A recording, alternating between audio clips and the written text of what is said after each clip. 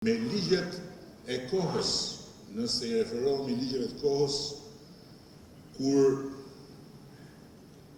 ka ndodhur lufta. Dhe nëse ushtria qytetare e Kosovës nuk do ta fitonte luftën dhe populli i Kosovës nuk do të çlirohej në gjykatat e asaj Serbie, dënimet e kërkuara nga prokurorët do ishin të pamundura. Sepse me ligjet e asaj Serbie,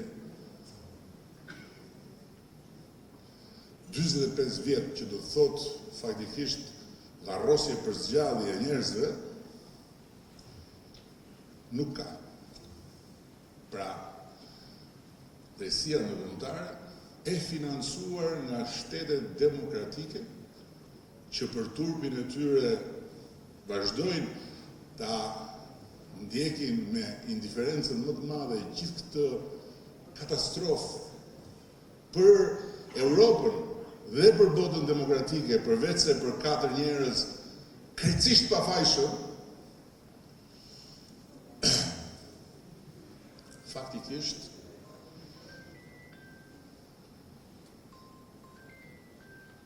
bën që ne sot të ngrem një pikpyetje për veten tonë se çfarë mund dhe duhet bëjmë. Nuk e kam përgjigjen për këtë. Por jam i sigurt që duhet bëjmë diçka ende më shumë për këtë. Sepse është një katastrofë për vetë drejtësinë ndërkombëtare, për vetë Europën, për perëndimin demokratik, të cilin Kosova e testoi dhe fatmirësisht perëndimi duke njohur Kosovën kaloi testin e humanizmit vet. Por nëse sot perëndimi nuk e kalon të test dhe merr përsipër varrosjen për zgjallje të 4 njerëzve të pafajshëm, duke faktikisht lënduar si s'ka më keq popullin dhe Republikën e Kosovës, atëherë ky mbetet një problem shumë. Nuk di të them më shumë fjalë, po di që kjo është pengmarrje për arsye politike, jo të perëndimit si i tërë, po të atyre forcave që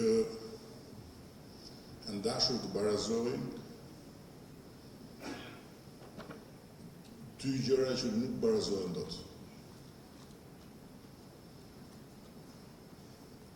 Dhunën etnike të një makinerie lufte tërësisht fashiste dhe luftën shërimtare të një ushtrie e cila emrin e ka pasur ushtri, por në fakt ka qenë një mobilizim popullor ku ata të cilët janë trajtuar atje në gjyq si komandant të një force të rregullt kanë qenë udhëheqësit shpirtëror, moral dhe politik të këtij mobilizimi.